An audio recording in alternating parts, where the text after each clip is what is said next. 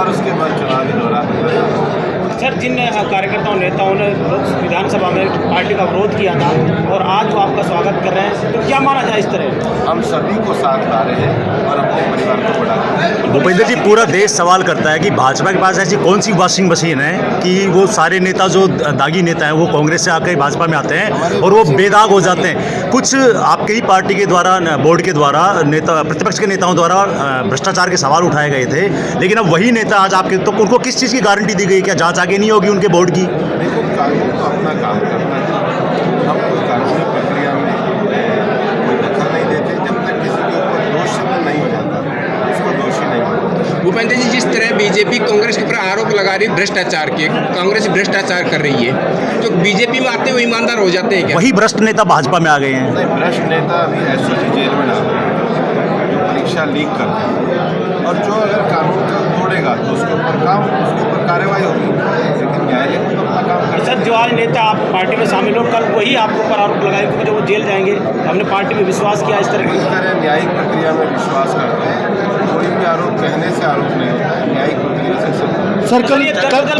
Sir, कल doctor Karan Singh Yadav ने Bhajpa join करते ही एक आशंका व्यक्त की बड़े नेताओं के सामने, कहा कि हमें शरणार्थी मत बना देना, हमारा मान सम्मान करना। ये डर क्या कहता है उनका? सबसे पहले तो मैं डॉक्टर साहब के द्वारा जो पार्टी को ज्वाइन किया गया, हमारे सीताराम जी के द्वारा जो पार्टी को ज्वाइन किया गया, हमारे गढ़ोर की चेयरमैन साहिबा के साथ जो पार्टी को ज्वाइन किया गया, हमारे जिला प्रमुख जी के द्वारा जो पार्टी को ज्वाइन किया गया, और इस बड़े परिवार में जो शामिल हुए हैं, सबसे पहले तो मैं उनका दिल से स्वागत करूँगा। डॉक्टर साहब एक बहुत वरिष्ठ नेता थे, लेकिन डॉक्टर साहब जानते थे कि कांग्रेस में जो है स्वाभिमानी जो यहाँ के नेता हैं, जमीन से जुड़े हुए जो नेता हैं, धरती में और किसान परिवार से जो जुड़े हुए नेता हैं, उनके स्वाभिमान को तो कांग्रेस में टिकने नहीं दिया जाता है।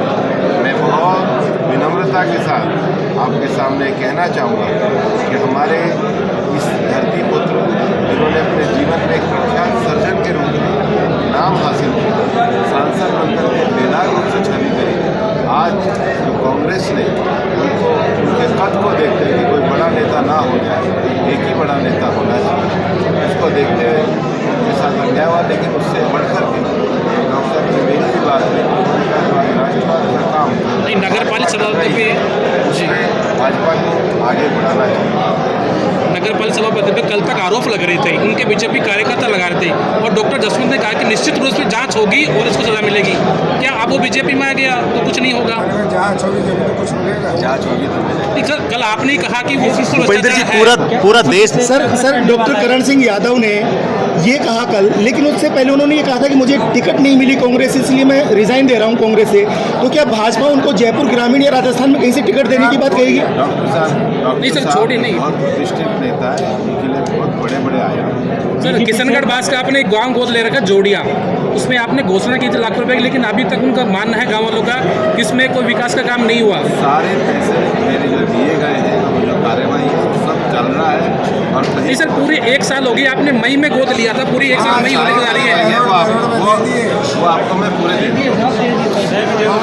भूपेंद्र जी, और पूरा अलवर जिला डार्क जोन से गुजर रहा है, ERCP को लेकर के आपके जीतने के बाद में क्या प्रयास किए जाएंगे? प्लीज की सेवा करें।